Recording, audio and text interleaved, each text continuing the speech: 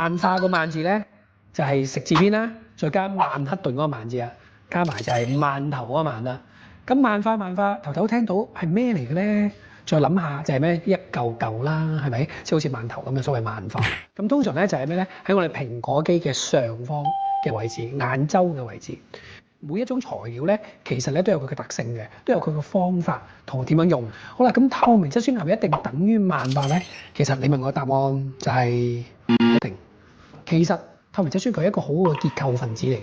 如果啲好凹嘅地方咧，某啲位咧唔係受到好大壓力㗎，咁咧擺落去嘅時候咧，佢如果嗰個面部嗰個冇乜壓力紋嘅地方咧，佢唔會基本上唔會點走位嘅，反而佢係一個好好嘅填充，即係撐起個組織，俾翻個形狀嚟。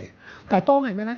你個皮包唔住，好鬆，透明質酸咧佢就會吸水啦。透明質酸咧，如果呢個皮好軟，甚至係下垂、好鬆弛，你透明質酸喺裏邊，佢可能就會不斷吸水，而更加撐開你嗰個軟得滯嘅軟組織，咁而令到係咩啊？有啲一嚿嚿反應。